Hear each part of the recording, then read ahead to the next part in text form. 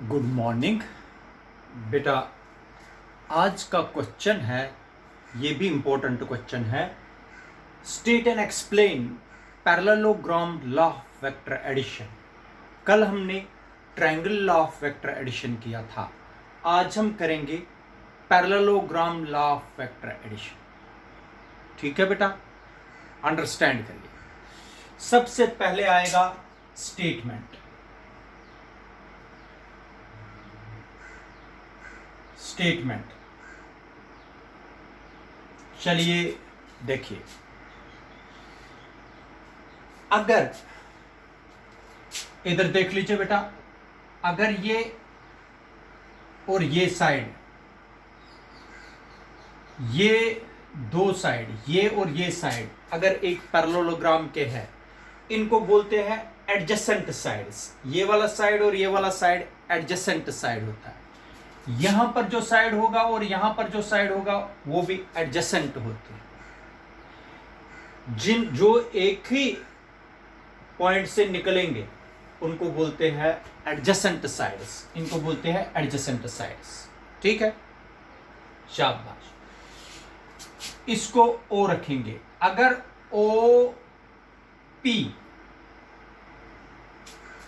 अगर O P और P S,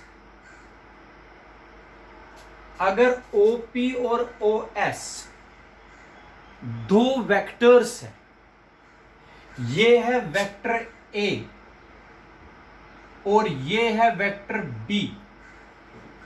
अगर OP और OS दो वेक्टर्स हैं, vector A and vector B, which represents both in magnitude as well as in direction by the two adjacent sides, ये adjacent sides है, of a parallelogram।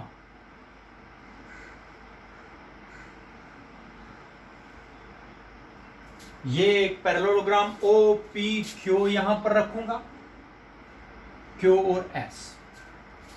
मैं फिर से बताता हूं, if two vectors, vector A and vector B, which represents both in magnitude as well as in direction by the two adjacent sides, इनके बीच में angle है बेटा theta, by the two adjacent sides of a parallelogram। अगर ये दो vectors represent करेंगे both in magnitude as well as in direction by the two adjacent sides, एक side ये है, दूसरा adjacent साइड ये है, of a parallelogram, तब इन दोनों का रिजल्टेंट जो है that can be represented both in magnitude as well as in direction, इन दोनों का रिजल्टेंट जो है it can be represented both in magnitude as well as in direction by the diagonal of the parallelogram, by the diagonal of the parallelogram, as by the diagonal of the parallelogram but taken from the same side, same point। जहां से आप लोगों ने vectors को draw किया, ए vector को यहां से ड्रा किया, बी वेक्टर को ड्रा करना है यहां से, डायगोनल को भी यही से ड्रा करना है, वरना ये और ये साइड भी एडजेसेंट है। इस वक्त ये वाला डायगोनल नहीं लगेगा बेटा, डायगोनल भी निकालना है वहां से ही जहां से आप लोगों ने दो वेक्टर्स को निकाला हुआ है। याद रखिए बेटा, तो ये वेक्टर कहलाता है रिजल्टेंट वेक्टर, आर वेक्टर। इन दोनों का रिजल्टेंट वेक्टर है आर वेक्टर, जो कि एंगल अल्फा बनाता है वेक्टर ए के साथ। मैं फिर से स्टेटमेंट बताता हूं, फिर आगे बढ़ेंगे। If two vectors are representing both in magnitude as well as in direction by the two adjacent sides, by the two adjacent sides of a parallelogram, taken from a point, then their resultant is represented both in magnitude as well as in direction by the diagonal of the parallelogram but taken from the same point. इन दोनों का resultant तो diagonal से represent करते हैं, लेकिन ये diagonal उसी point से निकालना हुआ चाहिए जिस पॉइंट से वेक्टर ए और वेक्टर बी हमने निकाले हुए हैं। यहां से ये वाला डायगोनल नहीं चलेगा। एक बार फिर से मैं बताता हूं, parallelogram law of vector addition states that if two vectors represents both in magnitude as well as in direction by the two adjacent sides of a parallelogram taken from a point दोनों vector एक ही point से draw किए गए, then their resultant is represented both in magnitude as well as in direction by the diagonal of the parallelogram taken from the same point. ठीक है बेटा, इन दोनों vectors का डायगोनल जो है, ये इन दोनों वेक्टर्स का जो रिजल्टेंट है वो डायगोनल ऑफ द पैरेललोग्राम से रिप्रेजेंट करते हैं, याद रखना। तो ये हो गया स्टेटमेंट के बाद कल भी हमने analytical method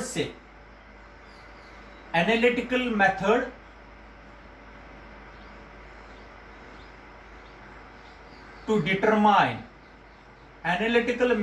determine magnitude and direction of vector R। बेटा एनालिटिकल मेथड से हम मैग्नीट्यूड और डायरेक्शन निकालेंगे वेक्टर R की। क्लियर है बेटा? ठीक है। अब उसके लिए क्या करना है आप लोगों को, कल की तरह प्रोड्यूस OP टू D तक प्रोड्यूस करिए and draw QD perpendicular, QD को परपेंडिकुलर ये 90 डिग्री का एंगल रख दीजिए। अगर ये थीटा है, ये भी थीटा है, कॉरस्पॉन्डिंग एंगल्स है, ये भी थीटा है। ठीक है बेटा। अब देखो, अगर ये वेक्टर B है, ये भी वेक्टर B है, पैरेललोग्राम के दो इक्वल साइड्स पैरेलल और इक्वल होते हैं, ये B वेक्टर है। ठीक है, ये ऐसे B वेक्टर। क्लियर है बेटा? अगर ये वेक्टर A है, ये भी वेक्टर A है। ठीक है। अब देख लीजिए, बराबर कल की तरह उसी ट्रायंगल में in triangle ODQ, in triangle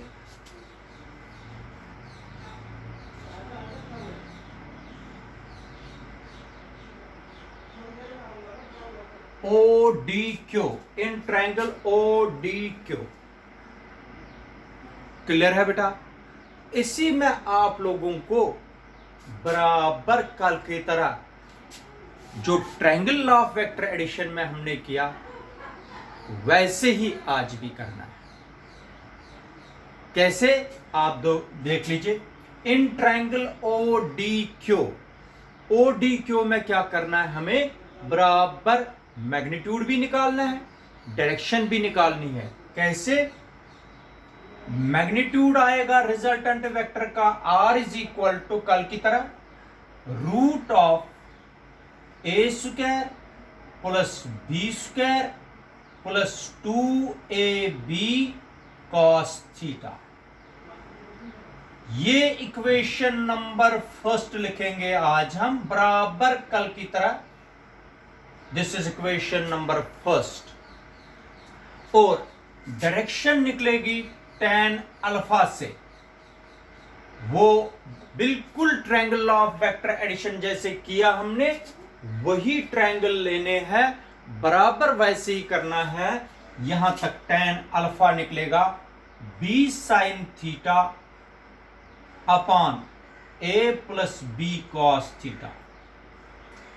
this is equation number 2। यहां तक आप लोगों को बराबर वैसे ही चलना है जैसे हमने कल किया था। This gives the magnitude of resultant vector and this gives the direction of resultant vector. अब आएंगे इसमें जो एक्स्ट्रा है, इसमें वो है बेटा स्पेशल केसेस। स्पेशल केसेस, ठीक है बेटा। Case first,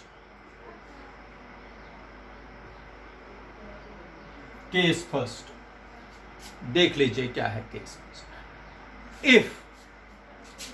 if theta is equal to 0 degree, अगर थीटा 0 डिग्री, थीटा है बेटा angle between vector A and vector B. अगर थीटा 0 डिग्री होगा, एंगल वेक्टर ए और वेक्टर बी एक ही डायरेक्शन में होंगे, यहां पैरेलल होंगे, तब क्या होगा बेटा, theta is equal to 0 degree, एक ही डायरेक्शन में। इस वक्त तो थीटा ऐसे है, जब थीटा 0 होगा तो बी वेक्टर भी किस पर होगा, ए वेक्टर पर। क्लियर है बेटा, शाबाश। इक्वेशन फर्स्ट क्या बनेगी उस वक्त, इक्वेशन फर्स्ट बिकम्स, शाबाश बेटा, इक्वेशन फर्स्ट, क्योंकि जब थीटा 0 डिग्री होगा, बी वेक्टर और ए वेक्टर एक ही लाइन पर आएंगे, तो इक्वेशन फर्स्ट क्या बनेगी, आर क्या बनेगा उस वक्त, R is equal to root of A square plus B square plus 2ab cos of 0 degree. But cos 0 degree होता है बेटा बराबर 1। कॉस 0 कितना है बेटा, कॉस 0 डिग्री कितना है बेटा 1।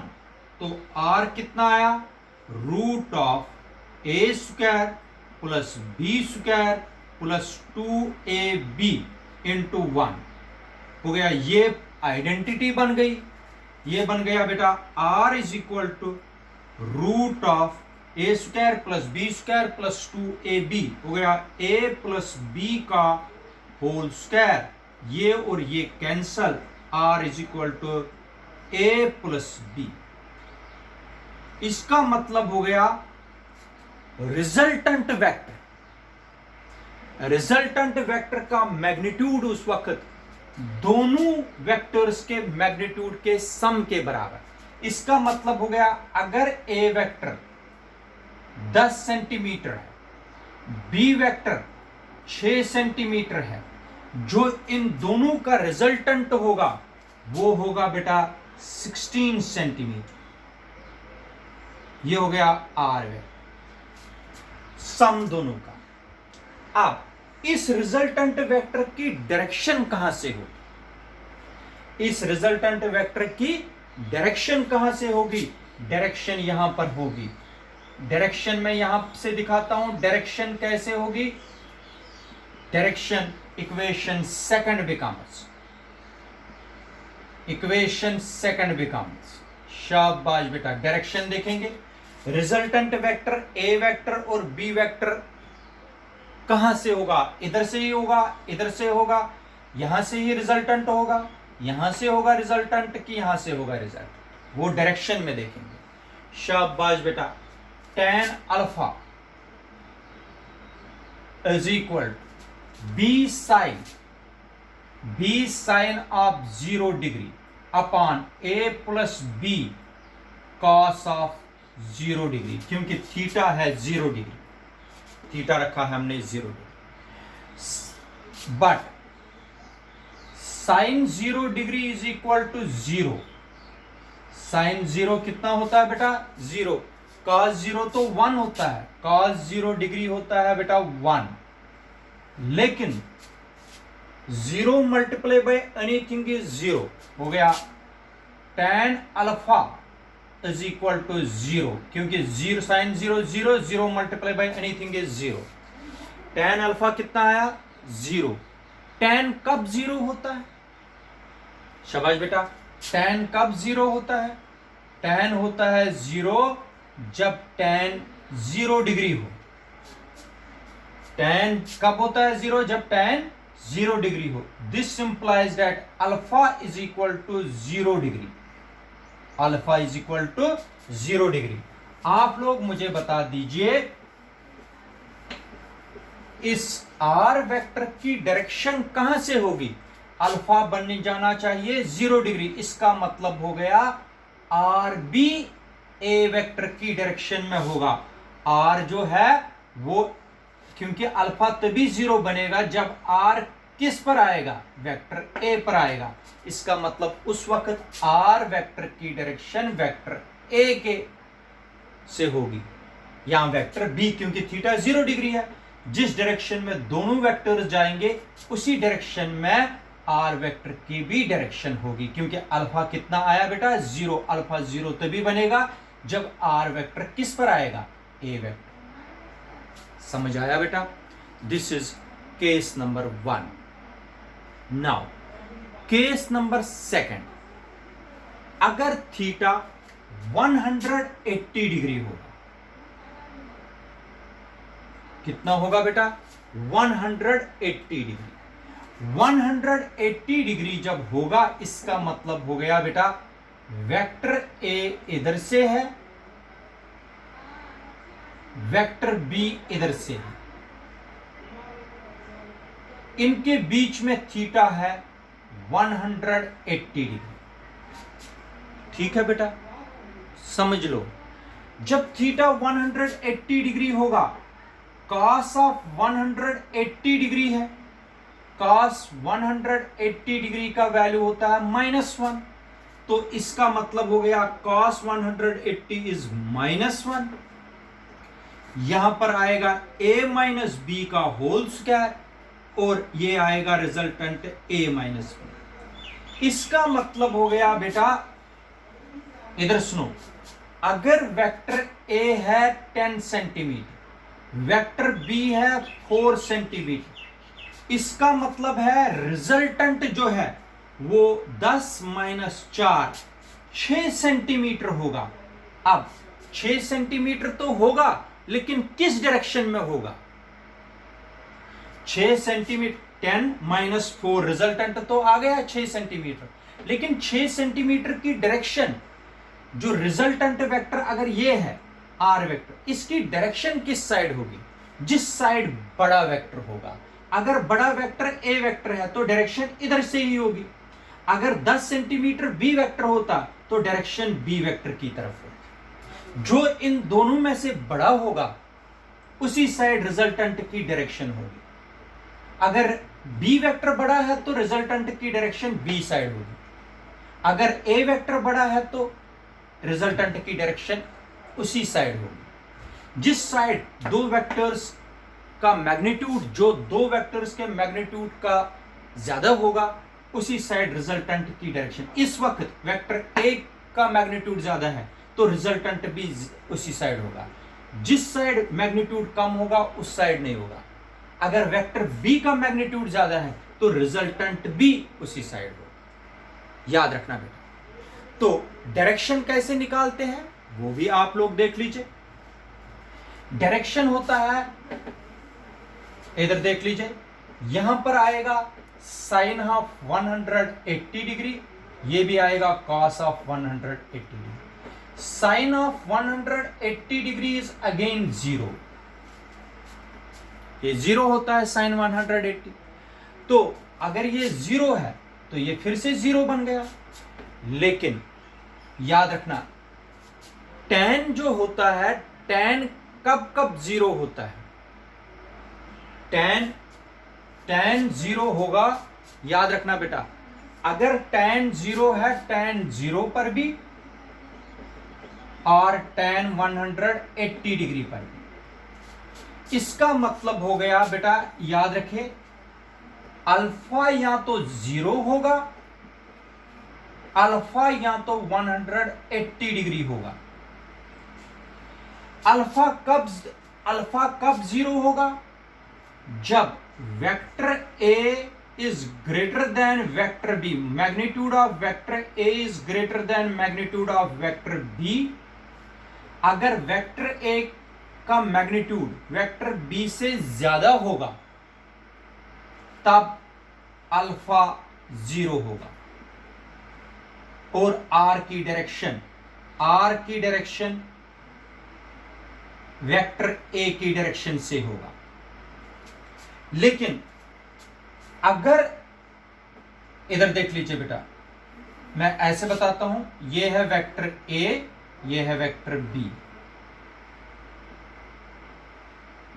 ए वेक्टर बड़ा है बी वेक्टर से, इसलिए रिजल्टेंट यहां से होगा, आर वेक्टर यहां से ही होगा, क्योंकि अल्फा बन जाएगा 0 डिग्री। आर वेक्टर और अल्फा ए के बीच में अल्फा 0 बनेगा, इसलिए आर इसी पर आएगा। मगर कब? जब वेक्टर ए का मैग्नीट्यूड वेक्टर बी से ज्यादा होगा। अब अगर वेक्टर बी का मैग्नीट्यूड वेक्टर ए से ज्यादा होगा तब कौन बड़ा है? तब तो बड़ा बी वेक्टर है, तब तो बड़ा बी वेक्टर है, ए वेक्टर तो छोटा होगा। इसका मतलब जो रिजल्टेंट है, रिजल्टेंट इस साइड होगा, हो गया आर वेक्टर। आर वेक्टर और ए वेक्टर के बीच में अल्फा एंगल है, कितना होगा? 180 डिग्री। समझ आया बेटा? इस वक्त आर वेक्टर इधर की तरफ होगा, इस वक्त आर वेक्टर ए वेक्टर की तरफ होगा। इस वक्त आर वेक्टर ए वेक्टर के साथ 180 डिग्री का एंगल बनाता हूं। समझ आया? अगर ये वाला बड़ा होगा तो आर इसी वेक्टर पर आएगा, अगर ये वाला इससे बड़ा होगा तो आर बी वेक्टर के साइड पर आएगा। कब? जब अल्फा 100 नहीं, जब थीटा 180 डिग्री हो। अब केस थर्ड है बेटा, अगर थीटा 90 डिग्री होगा। कितना होगा बेटा? 90 डिग्री। 90 डिग्री क्या होता है वो मैं समझाता हूं। अब देख लीजिए, थीटा 90 डिग्री है, ये है वेक्टर ए और ये है वेक्टर बी, इनके बीच में एंगल है 90 डिग्री। यहां पर आएगा बेटा cos of 90 degree. Cos 90 degree होता है बेटा बराबर 0। अगर cos 90 0 है, 0 मल्टीप्लाई बाई 2ab इज 0, ये तो 0 बनेगा। क्लियर है? क्योंकि cos 90 इज 0, ये बन गया root of a plus B का होल स्क्वायर ऐसे। और यहां पर देखेंगे, यहां पर क्या बनेगा? साइन ऑफ, यहां पर हो गया साइन ऑफ 90 डिग्री और यहां पर हो गया cos of 90 degree. Sine 90 degree is equal to 1, cos 90 degree is equal to 0। बता दीजिए क्या बनेगा? साइन 91 हो गया tan alpha is equal to B upon A, B upon A, cos 90 हो गया 0, सिर्फ आया tan alpha is equal to B upon A. इसको समझाने के लिए मैं यहां पर बताता हूं, अगर ए वेक्टर और बी वेक्टर का मैग्नीट्यूड सेम है, मान लीजिए ये भी 2 सेंटीमीटर है, ये भी 2 सेंटीमीटर है, तब tan alpha is equal to 2 upon 2 हो गया 2 हो गया 1, tan alpha is equal to 1। tan alpha कब होता है 1? tan अल्फा होता है tan 45 डिग्री पर।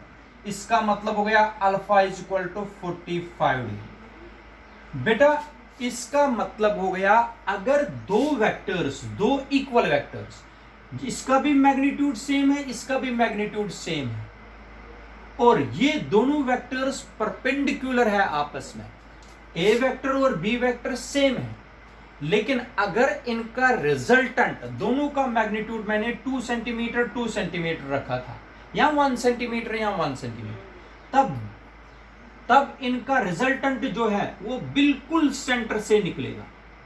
ये हो गया आर वेक्टर, और अल्फा इस वक्त बनेगा बेटा, alpha is equal to 45 degree.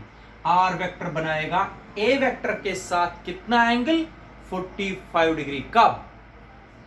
जब दोनों वेक्टर्स का मैग्नीट्यूड सेम हो। अब अगर सेम नहीं हो, जो इनमें बड़ा वेक्टर होगा उसी साइड आर वेक्टर होगा, याद रखना, ठीक है। ये हो गया बेटा special case first, special case second और स्पेशल केस थर्ड। किसमें? Parallelogram law of vector addition में। यही इंपॉर्टेंट है। आप लोगों ने इस केस में, केस नंबर थर्ड में ये सीखा कि अगर दोनों वेक्टर्स का मैग्नीट्यूड सेम हो, तब जो रिजल्टेंट है वो बिल्कुल बीच से निकलेगा, आर वेक्टर बनाएगा ए वेक्टर के साथ 45 डिग्री का एंगल। याद रखा बेटा? क्लियर है? Thank you.